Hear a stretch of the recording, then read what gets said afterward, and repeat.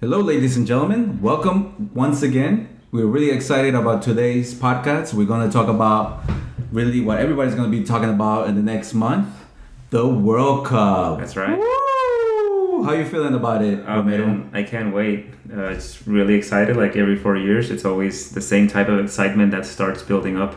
Yes, and I think for us as Latin Americans, one of the reasons that we want to explain this excitement to our listeners is because we want to give you a perspective into why Latin Americans, Mexicans, Colombians, Argentinians, Brazilians, we love soccer so much. And we know right now, as somebody who lives in the United States, I think some people are getting that feeling of, oh, this is how it feels when your country is not in the World Cup. And because the U.S. is not in the World Cup. Yeah, for the first time, I think some Americans may start to feel that. I think there's definitely a unique connection that people that are not from America have to the World Cup.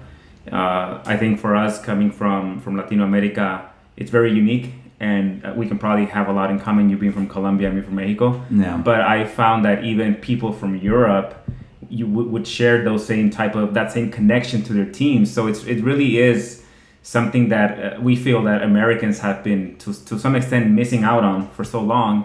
Although the number of hardcore followers that have gradually followed the team over time has increased, and so you're right that this for the first time, so many of them might actually feel what it's like. Yes, and I think the perspective and the thing that U.S. fans may not understand, and one of the reasons that people don't understand the type of negative reaction that people have with the U.S. team is because in some ways soccer is the only thing that the U.S. is not good at.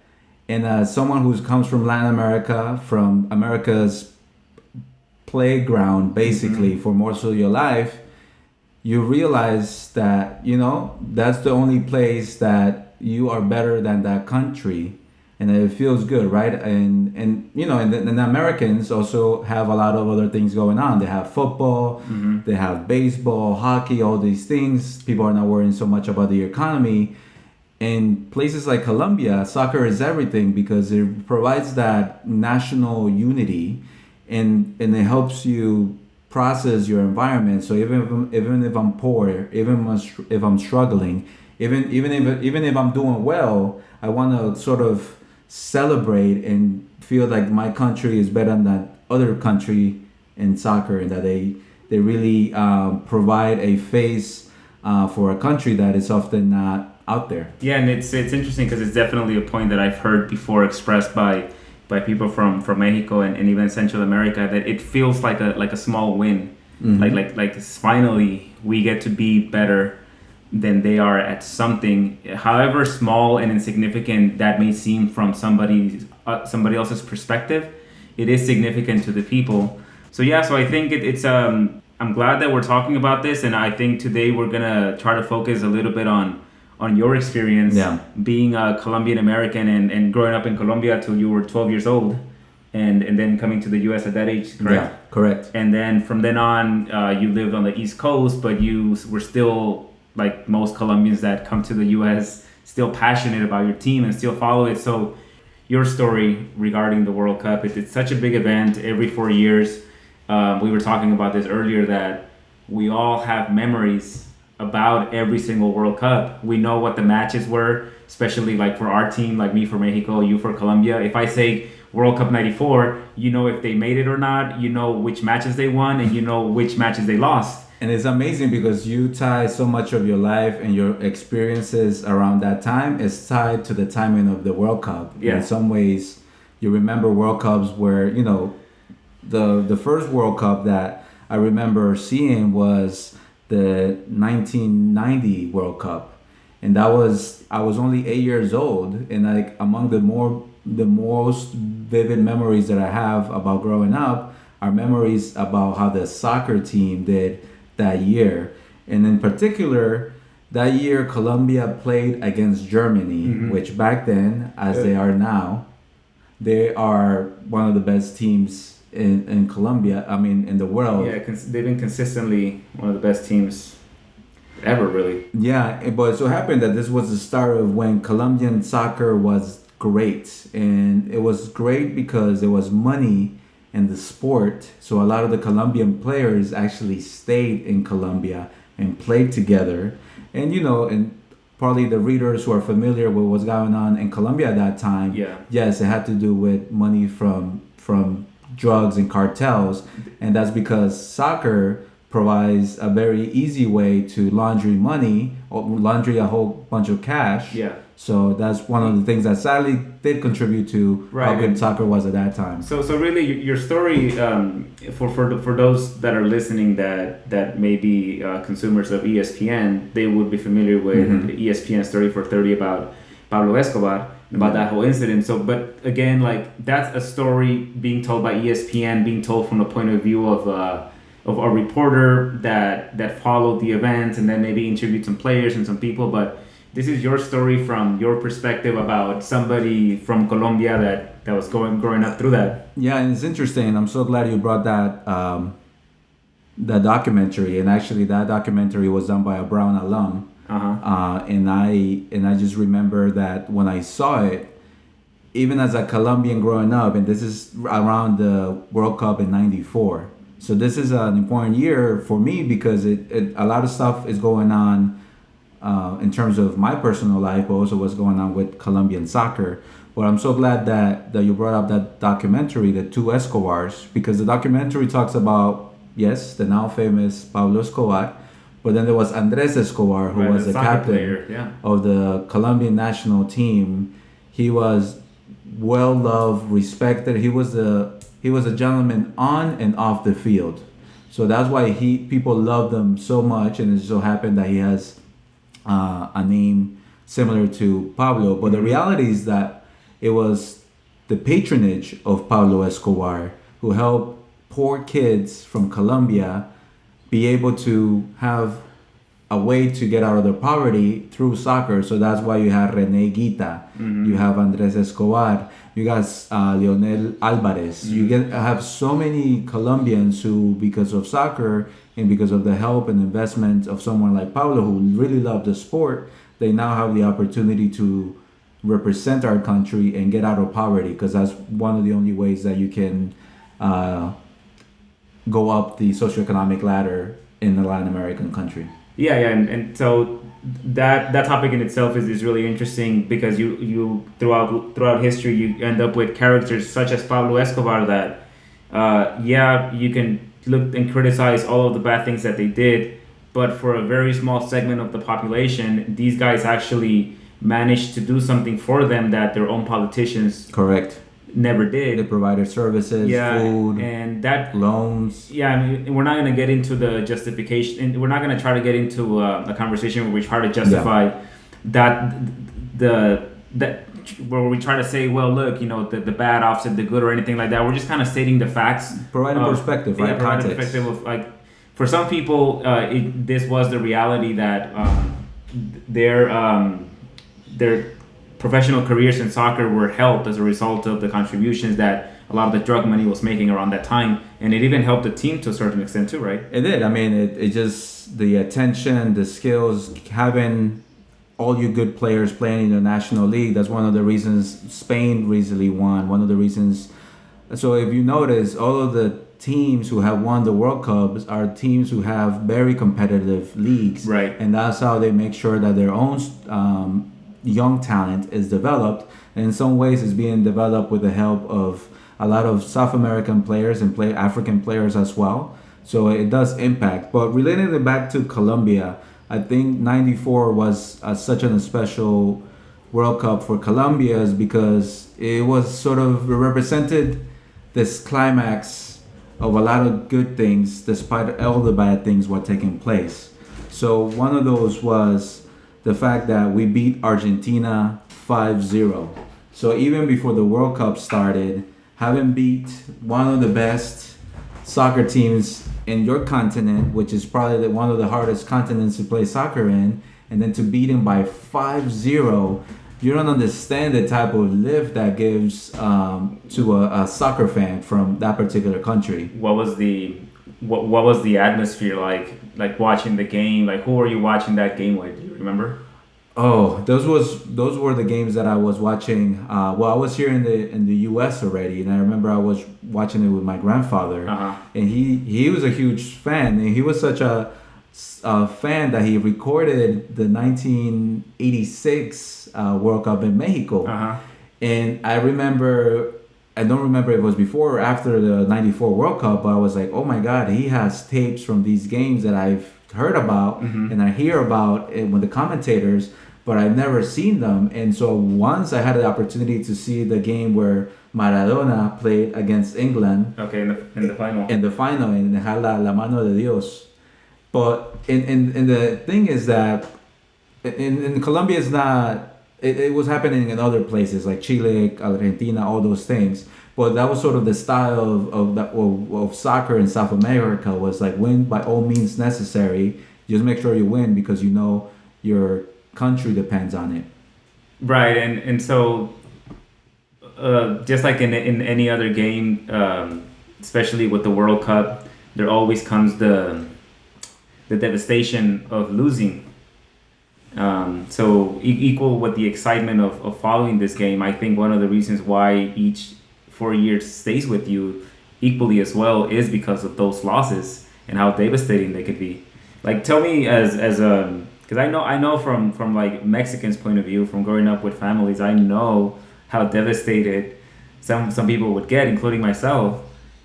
How do Colombians how would they handle the loss of not only a match but the elimination of the team from the World Cup? You know what? It's the reality is that being in the World Cup is a prize unto itself. Mm-hmm.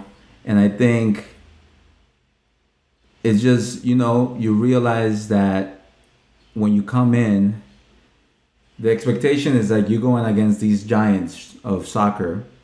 So just getting there, that's amazing. And then you have a couple of good games and you can advance to the next stage, fantastic.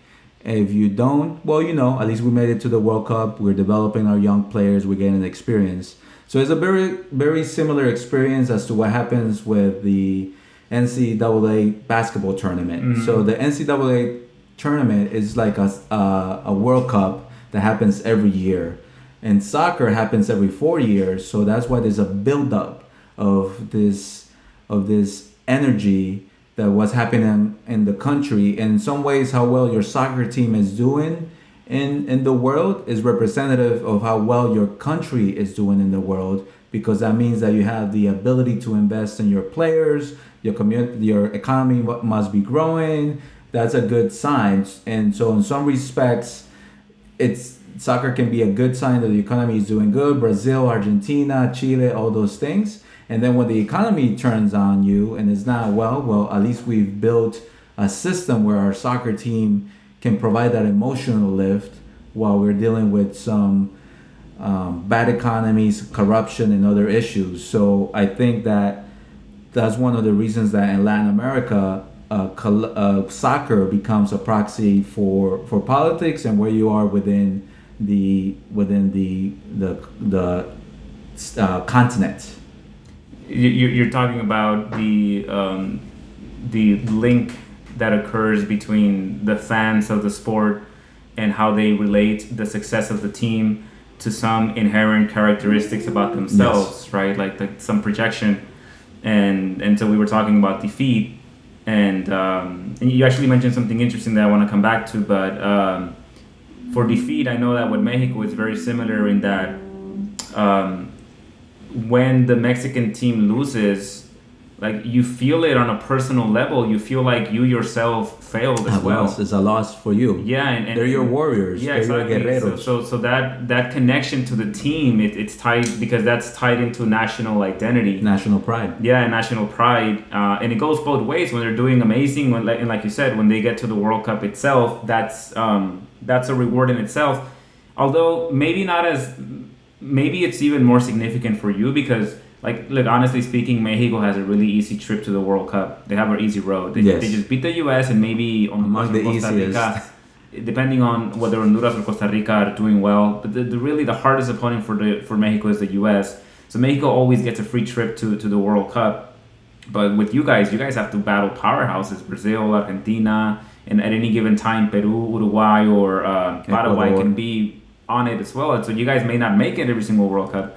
But yeah, that's one of the things about the World Cup that's always fascinated me is how people, especially at least from Latin American countries to what I understand, maybe it's similar for Europeans as well, but how they relate the success of the team and how they make it really personal to the point where you feel like a success if the team's winning, but you feel like a loser, like you lost something if the team is losing. Well, yeah, and I think getting to the original question about how you process loss, I think that you realize that if you want to be a champion, you got to positively turn that loss into a lesson, and you have a decision. Are you gonna let it keep you down, or you're gonna try to do something to be better so you can be better? I mean, that sounds like a great way to handle loss. Are you speaking from your own experience, or is that how Colombians in general interpret the loss? No, I think it's. I think from my experience and also Colombians in general. So from my experience, soccer was part of my life at a very young age. I didn't play in a club because I was too poor, so we played on the streets. Oftentimes, if you didn't have money to buy a ball, you bought a bunch of socks together. You got your mom's nylons and you just stuff that thing with socks. You turn it around and it turns into a pretty decent and so soccer ball. Oval. Yes, until it turn oval. Or then you get one of those old plastic soccer balls that they sell in the dollar stores here. That once you get punctured, it deflates. So like, oh man. So hey, first of all, try not to puncture it because then that's the only ball that we have. So and B, if they puncture, then we need to put some tape or on it, or then start wrapping it with socks so we can still use it. Did you ever have experiences? Because I grew up in very with similar experiences. And did you ever have cases where one kid would have a ball, but then he wouldn't want to take it out to play? Yes, he would reserve it for like the special occasions. It was a kid who had probably the more money on the block and always had was dressed nice, who had the cool toys and things like that. And part of it was like you had to be nice to him because you wanted to be out and get the ball. So it was kind of like you got to hustle. So hey guys, don't make fun of him. Let's bring him on so he can bring his ball so we can have a good soccer game. Yeah. So it's funny, and then it's a social. So even then, it's a social.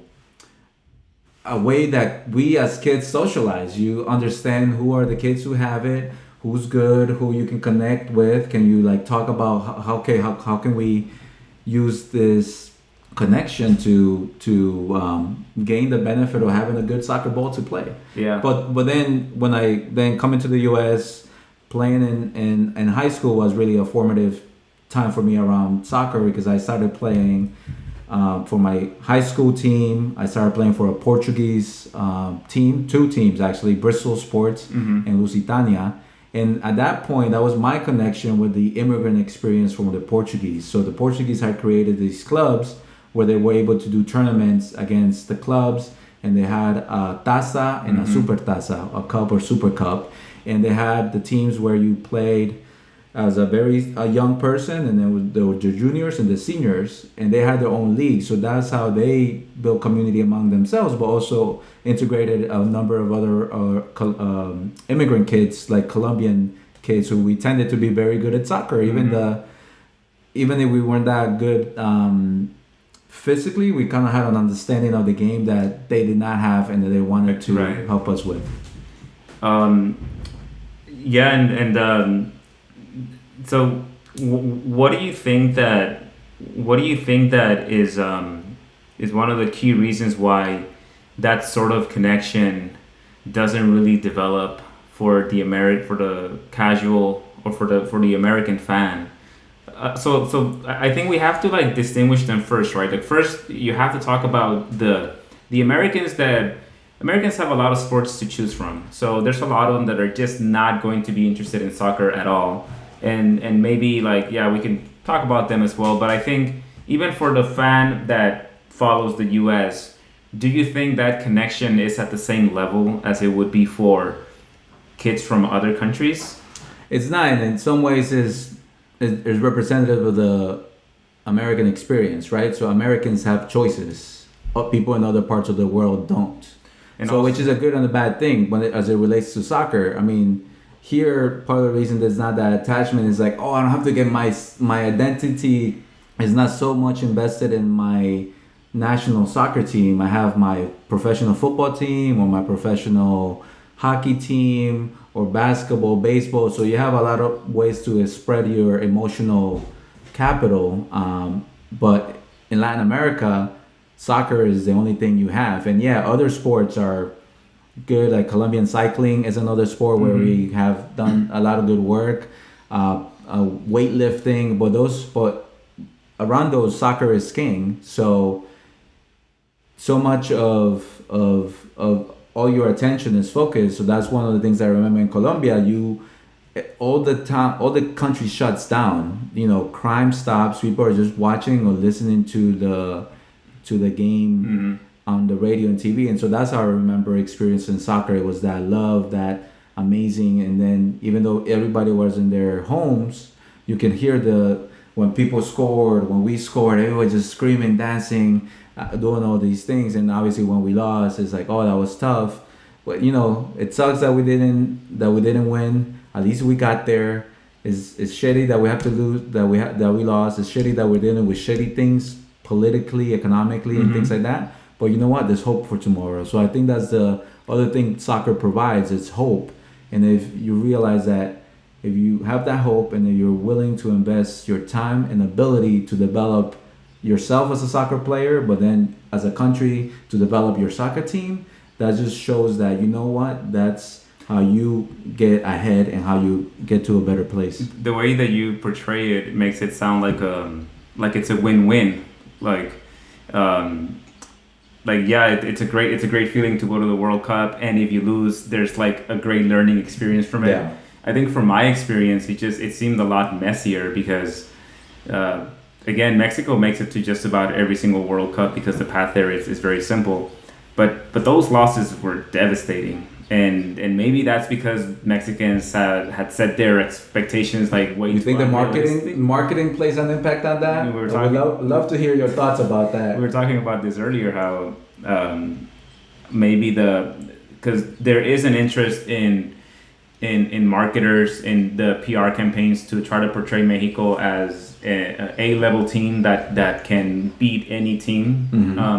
Out there. And while I do think that the players themselves, their individual talent is there, the team itself will not be able to consistently beat good teams, great teams like England, Germany, Brazil, Argentina.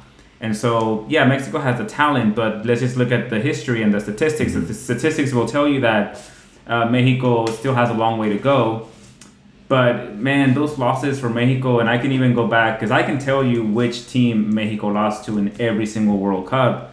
And one of the reasons, I think one of the ones that bothered me the most was the 2002 loss against the U.S.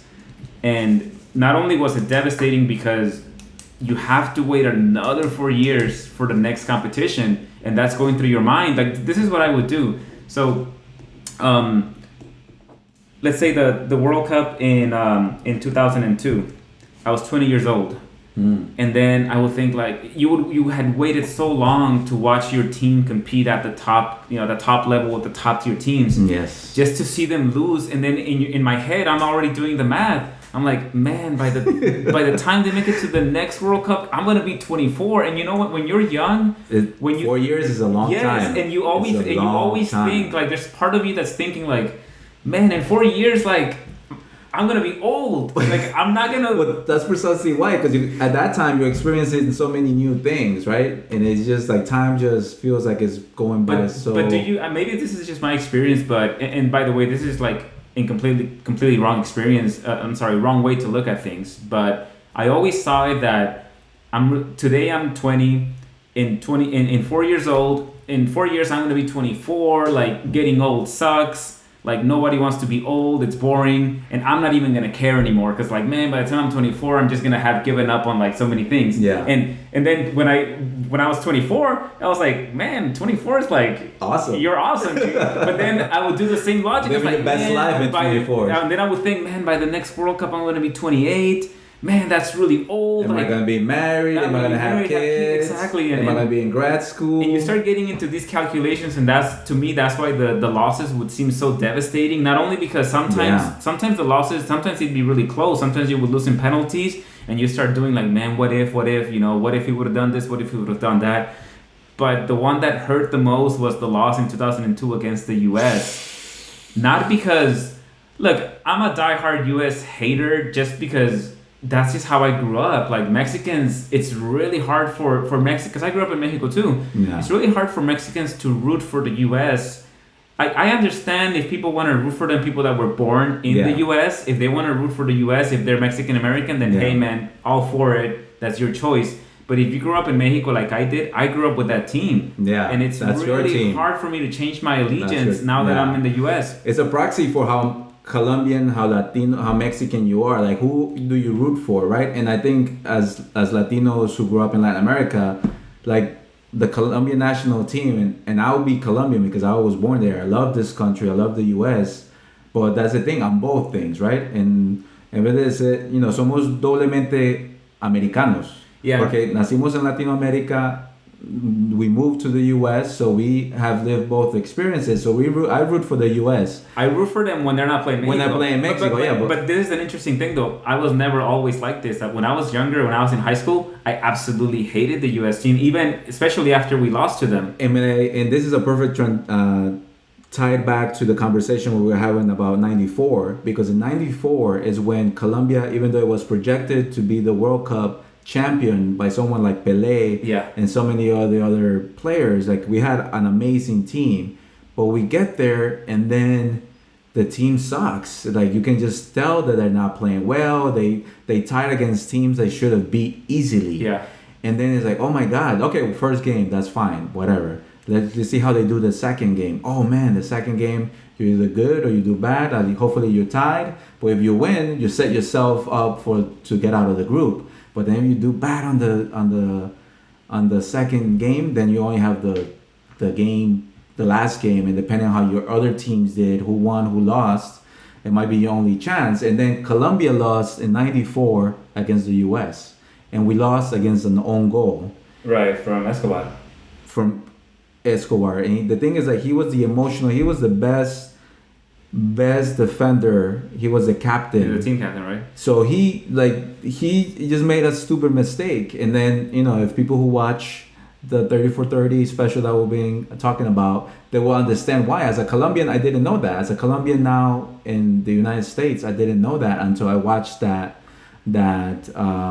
documentary. And the thing was, it was so it was not only having your best team lose, but losing against the U.S., right? Yeah. Somebody who the rest of the world doesn't see as a soccer power. Well, not only that, like the reason why losing to the U.S. hurt so much in 2002 was because the next day it didn't even make front page news. Yeah. And you're losing to a country where the people don't seem to even care, where soccer is not as many people, and I know a lot of people do. I don't want to the small minority of like Uncle Sam's Army and those guys that like follow the team diehard. Yeah. Like, man, because that's great, because those guys appreciated the win. You respect that. Yeah, you respect that because the passion, right? But just the U.S. is not like a Mexico or Colombia or Argentina, where the whole country would have been. Even if Colombia beats Mexico out of the World Cup or Argentina, they'll still respect it, and they're like, the Argentinos are like douchebags sometimes. They'll make fun of it, but at least the whole country still. I mean, they make light of it, and they like even joke about Tupapi, or I think I saw a headline like that once. But at least the whole country cares about it. They're talking about it. In the U.S., it's a second or third. It's like the second or third priority for a lot of Americans, and it sucked to lose to a country where the people didn't even like have the passion for the team. And I remember I had an internship, because this is when we were in college, and I had an internship at the time at a company. And then the next day I walked in and I was really depressed. I was just so fucking sad. You get so sad, man. Qué dolor. You don't even feel. Me duele el alma. Exactly. Perdió mi México lindo y querido. So I go to work, and one of the guys there, one of the American guys, he's like, oh, the U.S. beat Mexico, and then he said there's gonna be a lot of unmowed lawns today. Oh And I was my like, holy god. shit, dude. Not only is he like, Oh my not god. only like, had he gone in there and he would have been like, oh man, amazing, we beat Mexico and now we're gonna advance to.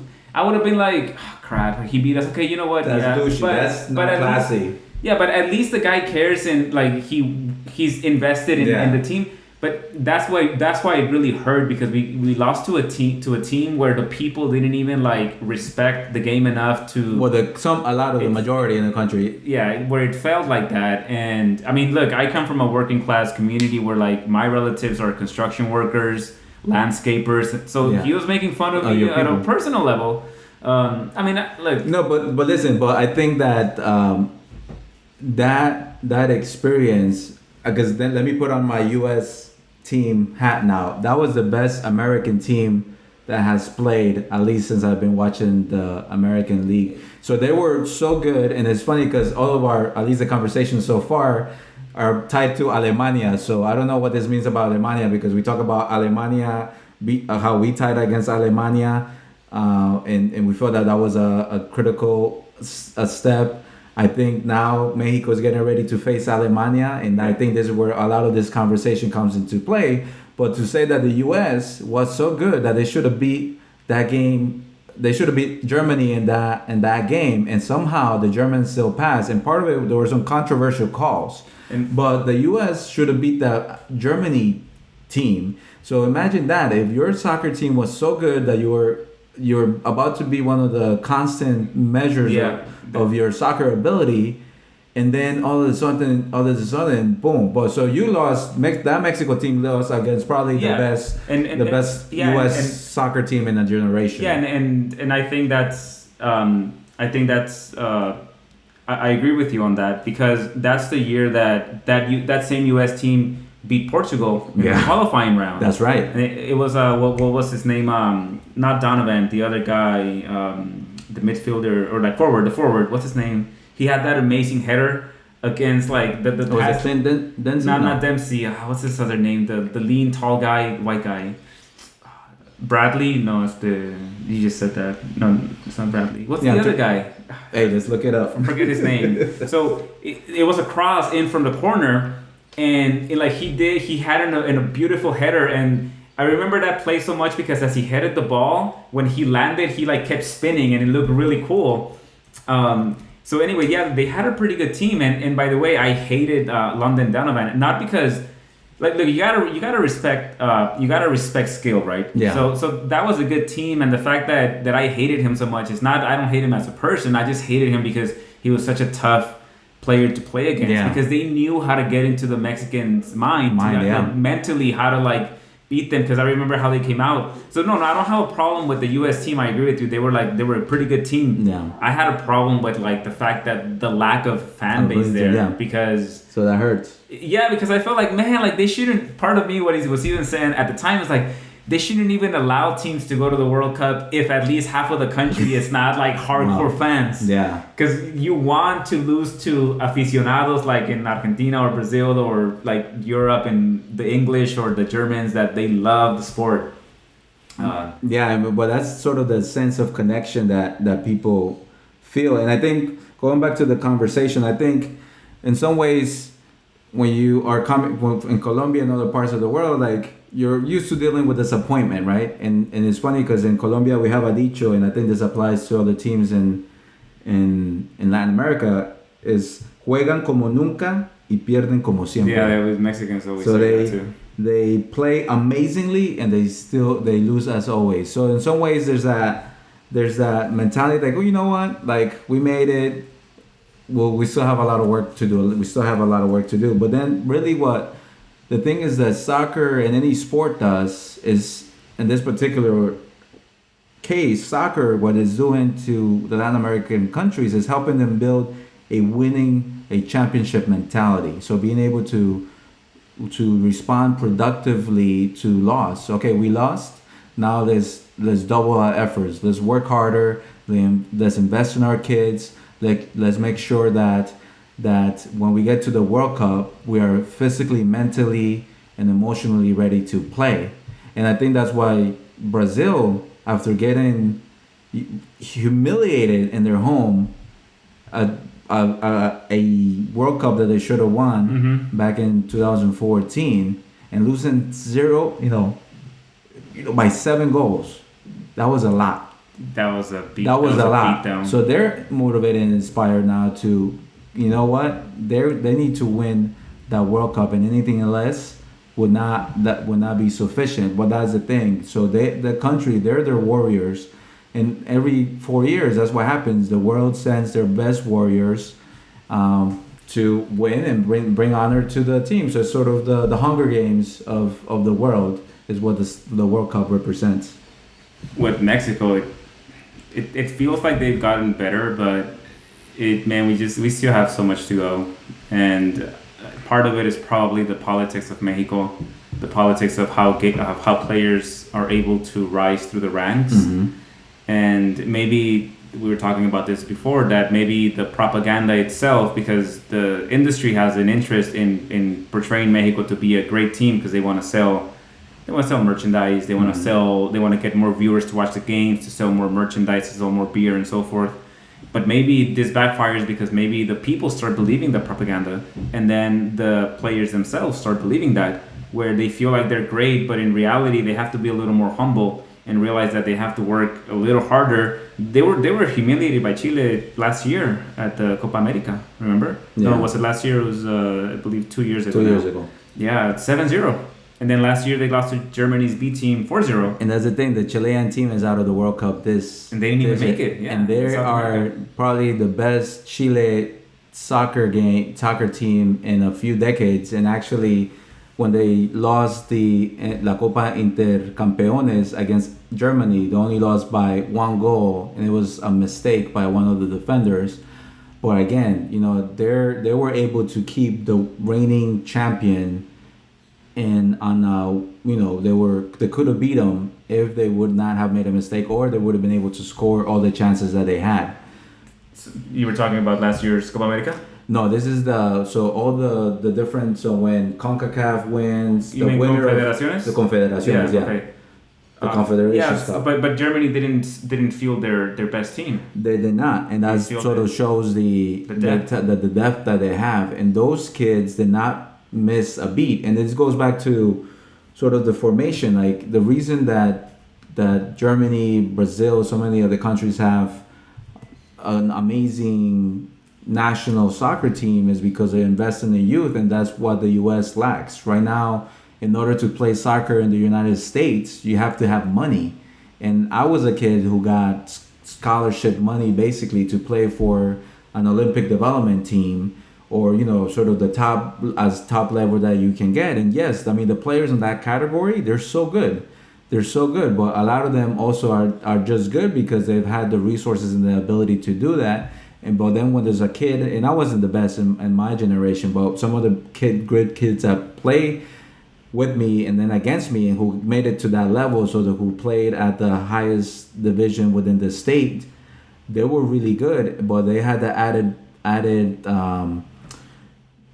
intimate knowledge of the game and how you basically play the game, how you build momentum, how you coach, you talk to your teammates and all that stuff. So there's this formula on how you are able to develop your soccer team, and the U.S. is not doing that yet. So hopefully the fact that they didn't make it around this year, there's going to be a new president coming in for the United States Soccer Federation. So we see what kind of changes they'll be able to implement. But the U.S. has to continue to develop all of its soccer talent, and there's so many kids here in California and across the country, Texas, so many places where you have quality soccer players. A lot of those players are Latinos, but unfortunately they're lost. They don't make it to the funnel of and then of US soccer. The club is not the home league is not as strong as other countries, and you have a lot of other sports competing for that same talent. Countries like Germany, remember, I think Germany, I was reading an article that after the 2002 Euros, the Euro Cup, where they were humiliated. I don't think they even made it out of the group stage. They implemented a countrywide policy where they started investing in the development of kids throughout the country. Mm-hmm. They widen the net and they try to increase the talent pool. And so 2002, now we're in 2018. That's 16 years later. That's when those players have come of age. These are the kids now, the kids that they invested in. And look, any country, if you develop the talent, you're gonna find good players. And the Germans are just being very systematic about it. It seems that they're just saying, okay, well, let's widen the pool, let's get more talent, and let's field a great team. And I wish that other countries, I think Germany, they have a stronger economy. It's like they have that possibility. Like countries like Mexico, it's a little harder to do that because you have still a lot of people that live in rural areas where there might be kids that are amazing, but it's going to be hard for them to be discovered. You really have to live in the cities, and maybe you even have to be connected already to somehow, or be exceptionally amazing to get discovered. And that doesn't happen, which is it's unfortunate. Well, it happens in terms, but then there's sort of city, departmental, and then club teams in Colombia and Mexico and all that. Those are the ways that they're not Mexican players get discovered. But the net's not wide enough because Mexico has over 1 million. It's not wide enough, but it's wider than in the U.S. It is, and it's wider than like a country like Honduras or Costa Rica that has a very small population. Mm-hmm. Mexico, but just by numbers alone, should be a lot better. Same thing with the U.S. Right, same thing with the U.S. But you have to not only widen the net to get more talent, but you have to develop the domestic league as well. So anyway, let's bring it back to this World Cup. Colombia is fielding a pretty strong team. Mm-hmm. Mexico just played 3 games. They only scored once. They lost yesterday 2-0. I'm always cautiously optimistic with Mexico. My heart's been broken too many times, so now I'm not as willing to invest myself emotionally as I used to be. I'm a little more guarded. That's good. That's a good investment strategy there. I always explain my relationship with Mexico as a type of like abusive relationship where it is like nothing good comes of it, yet you stay in it, but hoping that one day there won't be any more trauma. But again, this year they have a good team. I don't know, they might put up a good game against Germany depending on how the players are able to play that specific game. I still think they have a good chance of advancing, but just in general, like I didn't see. Yeah, because you have Sweden and South Korea, so I think Sweden might be tough. Sweden is tough, but they could be tough. But I think South Korea too. I think the South Koreans are the type. They're also investing in their soccer, so they're send a lot of their kids to play tournaments against Brazilians and all those things. So they are now looking to and are investing in their team. So South Korea is one of those teams that you don't know because they're building the talent, and little by little, there's a few Koreans in the Premier League now, so you can now see their presence. And in some ways, that's when your team has made it around soccer, is when you start seeing more and more of your players from your country playing in international leagues. So, it could be a surprise. But, I mean, again, if you get to the World Cup, there's a lot of competition that you've done. And I think similar to what Costa Rica did in the last World Cup, right? They just have the right talent. And I think anybody who has played soccer or anybody who has played any tournament type of format, depending on how much time you spend together and play together, and then depending on your mentality coming in, that may define but also more importantly, like what kind of mentality, what kind of attitude can you keep in that short amount of period of time when you're playing those 3 games. Yeah, but it's also, some of it is the luck of the draw as well, because you might end up facing a really difficult team in the round of 16 versus a somewhat okay team. Because look, Costa Rica is a good team. I think that on any given day they can either beat Mexico or tie with them, but it's an equal.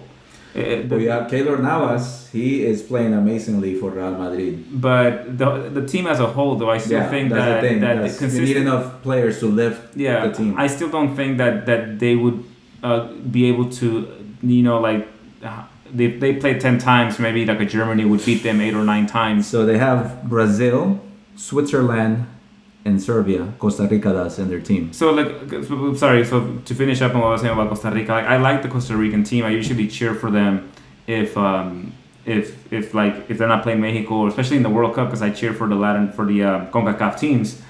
But 4 years ago, they had a somewhat easy match. I think it was Greece that they had in the round of 16, which allowed them to go to the round of 8, which is great. But sometimes it's the luck of the draw, because had it been a Germany because or Colombia won that group, so Greece was number 2. Yeah, and so, but like even if Mexico advances here, because I don't think they would advance in first. It looks like Germany's going to advance first. It looks like they're going to face Brazil in the next round. And yeah, that's tough. You don't want that. You know what? What surprised me a lot 4 years ago when I went to Brazil, I had that. Oh, chance. that's right. So you have. I mean, tell us from your perspective, like being in a World Cup in a country that loves. And then you've been to a couple, right? Well, I went to the one in Germany too. But oh man! So tell us. Well, for all of us who have not had the chance to have the World Cup experience yet, tell us a little bit about how it feels. Well, but let me give you some background first. All right. I just want to go there sometimes to the country that's hosting it. I just think that in itself is a lot of fun. Luckily, I've been fortunate enough that I've had the resources to travel now that I'm older to go to these places. But we never went to any games, which some people might think that like, well, bro, why are you going to the World Cup to the country if you're not even going to go to the games? And I'm like, look, it's cool to go to the games and watch them, but to me, I love just being in the country, the country itself, in the atmosphere. And Germany was amazing because they, in a lot of places in the plazas, they would bring out projectors and like a ton of people would gather, just drink and watch the games. Yeah. And it was the same thing in Brazil. We were there in Copacabana in Rio. We were there when Mexico played Brazil, and on the beach they had the huge projectors and they were showing the game. And it was a ton of people at the beach. That's the thing, you know, that when you go to a World Cup, like there's gonna be amazing soccer that you can watch, that you can see for free, that you're gonna connect with people. Yeah, and no matter where you watch it, it's great because places get packed. Yeah, and it's fun, and it's a lot of fun because everyone is wearing their jerseys, and it's not like, honestly, it's a lot of love. And this is what surprised me, that you might have rivalries, but the people themselves, I think they appreciate it. Having the people from the other countries, maybe there's some rivalries where like the people would actually fight each other because of how tense the rivalry is, but at least like, look, we were wearing the Mexico jersey and we got nothing but love, even from Brazilians, and especially that day Mexico and Brazil tied, and that's the day that what's his name, Neymar? No, the goalkeeper Ochoa. That's the day that Ochoa put on a great performance against the Brazil team. So everybody was like just going crazy about him. Made like the wall Ochoa. You always had to find and that day. So we watched the game at Rio in Copacabana. Man, out on the beach, and we were drinking, and there was a lot of people, and then everybody partied that night, and we went to like 3 or 4 different bars. And every single person at the bars was wearing their jerseys. Yeah. Because it's like it's a whole party. You gotta be proud. Right? You gotta be proud. Like you go into this place like, oh damn, like I'm gonna be the only Mexico fan. Well, no, you weren't, right? There were other Mexicans, but then the soccer fans, they give you love because the thing is like you build community. That's the thing about soccer. Like even when I came to the U.S., like you go to pick up soccer, like in my junior high and things like you don't have to speak the same language to play soccer. You understand. So there's such a like, even when you're a quiet kid, you can just go and you probably don't know what each are saying, but you have that common understanding of soccer. So that's what's so special about it. And you know, when you're a fan, you're happy that your team won, and you also understand how shitty it feels when you lost, and then you realize, you know what, we're here, we're having a good time. Let's just party together. And like I remember, and so there were a lot of people from Mexico, from the U.S., Mexican Americans or Mexicanos from Mexico. There was some people from Nigeria, Colombians. There were a lot of Chilenos and people from Costa Rica. Yeah. And so here's something that stuck with me, man. The the fans, those guys. Like you want to be around Chilean fans. Those guys are passionate. Everything. They love life.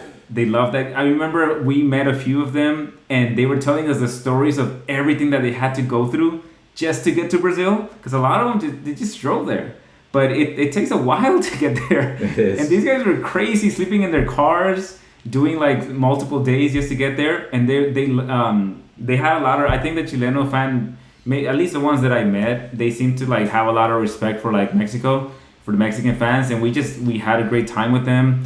This is one thing that shocked me that I was ignorant of, that I didn't know.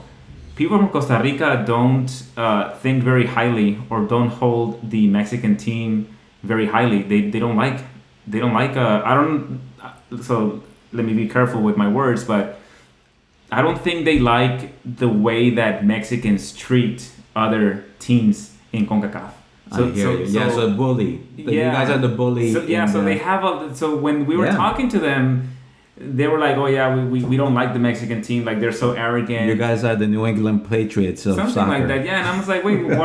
So I was talking to him, and I never realized it because as a Mexican, we never really even like worry so much about Costa Rica, because we understand they're okay, but we always think we can beat them. In South America, that's why we make fun of you guys, because like you guys only have to beat the U.S. Like, please, you guys are gonna be better. No way. We have to play against Argentina, Brazil, Uruguay, Ecuador, those things. You guys, so that's why, and I respect the Mexican soccer team. I think they have amazing players, but coming from La Conmebol, where you have all of these, where you have to you got to be at your game, and you're playing with the best, and then some of the best players in the world come from that part of the world. But that, so like it's like respecting the talent that you have, because Mexicans do have a lot of great players in other leagues, in the Colombian leagues, but actually a lot of Latin America.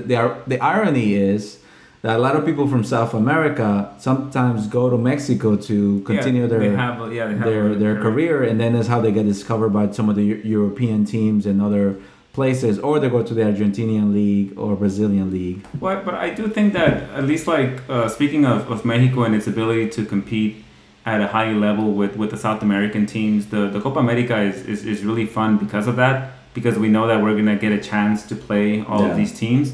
And Mexico has historically, they've done well. They've never won it. They've gotten to the finals twice. They have never won it? No, they've never won it. They got, I think the first time they were invited back in the 90s, they got to the final and they lost to Argentina. And then there was a one in Colombia where we lost to Colombia in the final. Mm-hmm. But Mexico usually put up a good showing. Yeah. So Mexico's team is pretty good, and I'm not hating. I don't hate on the Mexico team. Like the way I see it is, I'm a harsh critic because I expect more from them, and I know that it can be a better team. I wish that it was, given the potential that it has. Yeah. But yeah, the road to the World Cup is a lot simpler for Mexico. So it surprised me that this is where the propaganda comes in, though, and this is why the ticos maybe don't like the Mexican mentality as much, because a lot of Mexicans let the propaganda get to their head. Yeah. You have Univision and you have all of these other outlets trying to tell you that Mexico is a great team and trying to put them up there with Argentina and making it seem like it's a good team. And then the people buy into that, the players buy into that as well, and then we act like it. You go watch a video on YouTube about Mexico playing in some World Cup, maybe the last World Cup when we lost to Holland. And you're just gonna hear maybe a lot of excuses. You're gonna hear a lot of negativity, and a lot of the videos. And then you're gonna see the Mexicans. And these are young kids, so you shouldn't take them too seriously. But a lot of them are gonna start making fun of, like, oh well, at least we have a better team than you, and it's just very condescending. So I can understand why some people from Costa Rica wouldn't like the team from Mexico. For my part, I've always liked Costa Rica, and so I always cheer for them if they're not playing for Mexico. I think that Mexicans need to be a little more level-headed when it comes to the reality of like where the team is, and try to push for that team to be better. I would love it if Mexico could compete against like South American teams to get into the World Cup, because maybe we wouldn't get there as often, but when we would get there, we would have a way better team. On that same subject, the one team that has lost the most World Cup matches of all the teams? No, I don't know. It's Mexico. Oh, man. Because we go to every single World Cup. That's true. And we always go deep. And it's funny. We always lose like in the round of 16 or round of 8. Because apparently, just this morning, I was listening to this Radio Ambulante story on a match between Brazil and Chile. But just a reminder that Brazil has actually been the team that's gone to the World Cup every year too. So it's just that. That's a pretty good streak.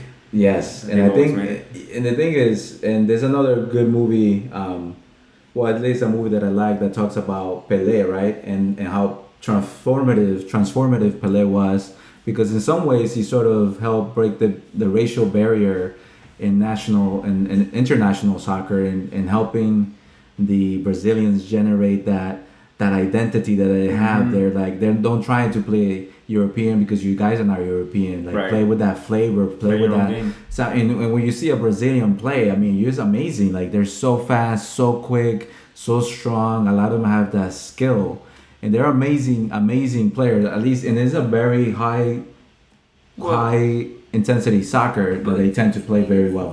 yeah, but I also think that the rest of the world has caught up to some extent. A lot you do see other teams that try to adopt somewhat that type of style because even the Germans don't play traditional European ball anymore. They Yeah, play but a they're more lot of- tactical. They're definitely more. They're more disciplined. But they like so that article that I was reading, the Germans made a an actual change in which they stopped favoring the tall. They stopped favoring a type of body, certain body type, the one that would maybe give you advantage over like the height, long yeah. ball and the height. They started going more for the mid-range players Who- with more the physique. versatile, Yes, yeah. that could be more versatile. That could play more like individualistic, still within a team, but I think to your point, they stuck with their identity, and maybe as a result of it, they forced the rest of the world to say, "Hey, these guys are pretty good playing that type of game. We should probably change our tactics a bit, or Yeah. even adopt some of that technique. Not the whole thing, but yeah, it forces other teams to change a bit. So again, your predictions. How far do you think Colombia is gonna make it in this World Cup? I think from my perspective, from the Colombian experience, is we want the team to do well initially. So hopefully, basically, our goal we would be happy if Colombia does as good as they did in the last World Cup in Brazil, where they got to the quarterfinals. So we are aiming for that result because in some ways it shows that if you get there again, you have built the discipline, the strategy, the consistency, and the team in order to play and to get to that level. If we get to that level, and I think we will. I think and just real quickly, our teams are Poland, Senegal, Japan. Again, these are teams that could surprise, right? They all have a Yeah. lot of talent. They have It's gonna be various different degrees of experiences and resources and advantages, but for the most part, it's a pretty even team. But Colombia is definitely, in terms of soccer, Colombia is the best team there. So Colombia should win that group easily. So if they do that, that's great because that gives us more opportunity to rest players, to try new talent, and not to be stressed out going towards the next stage. So I think if we get to the quarterfinals, our goal would be to do better and possibly win. Right? We played against Brazil, and I think in that game against Brazil, we had a whole country, a whole nation that was really rooting very much so for the Brazilians to win. And I think Colombia in some ways came very timid, and it wasn't until James got going in the second half, but he got going too late, and the team itself sort of didn't get settled in until later the game. That said, there were some controversial calls in terms of from the ref not calling some things, calling some fouls. So they were playing. The Brazilians were playing dirty, and I think again this goes to the mentality in South America that sometimes you need to win by all means necessary, hasta dando pata, right? So that was a dirty play on Neymar, though, man. You gotta admit that. I remember seeing that play, and I disagree with you. He put his knee right on his back. But I think it's like it was incidental though. It's a big dude, man, and Neymar's a small guy. Yeah, but that's the thing. So I think, and if you play the game, I think you never play intentionally to hurt a player, but you play to check him. And I think he tried to check Neymar, and maybe just the way that the impact happened with the knee and all that stuff, they had that impact.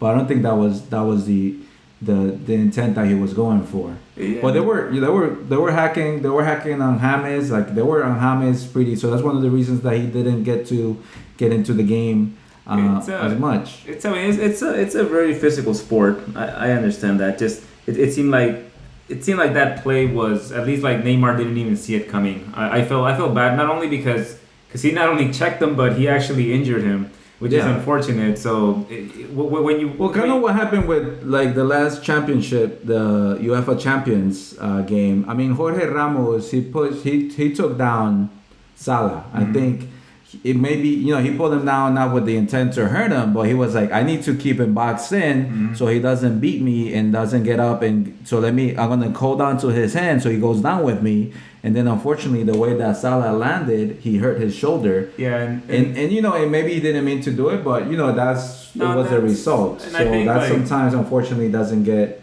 I mean, it's hard to check. To be fair, I think you do have to. We do have to like realize that again. It's a very physical sport. That's why if the ref lets the players start playing like that, the game will get out of hand, and you run the risk of injuring somebody like this Colombian guy injured Neymar, which was unfortunate because then Neymar wasn't in the final, and that's part of the reason. I mean, that was a big psychological blow. And then they lost a defender too, so they didn't have two other stellar stars. Yeah, they still lost 7-0, and I don't think the Brazilians are the type that are gonna look for excuses. I hope not, because they have a lot of depth. But they didn't have their superstar. They didn't have Neymar, and they didn't have the I forget what the name of the defender was. A pretty good defender that they lost. But that was stupid. They lost him because he got 2 yellow cards. Anyway, though, so I think we would wrap it up. The discussion. It's a pleasure talking to you. Likewise, thank you for this opportunity. Looking forward to it. I think Mexico is anything below the round of 16 is going to be considered a disappointment for Mexico because they haven't made it past the round of 16 since the World Cup was hosted in Mexico, which there's always some favoritism that comes into play. But for Mexico, if they don't make it to the round of 8, then it's a disappointment. And I don't. It sounded to me like the way you were describing it that Colombians are pretty graceful at accepting defeat. The Mexicans are not. So I'm really hoping that we make it to like the round of 8. Otherwise, devastation all across the board. Just people getting drunk, and I don't want to overgeneralize. This is just me and like the group of Mexicans that I know, but that's what they're gonna do. Well, the beautiful thing is like you feel down like that. It does impact you, but then you have to dust yourself off and get up. Bro, you gotta be like Shakira and llegó el momento, and then you build towards the future, and you say, you know what? In 4 years, we get a chance to do it all over again. I got one last thing to say. No fue penal. No. All right. Thanks a lot for coming.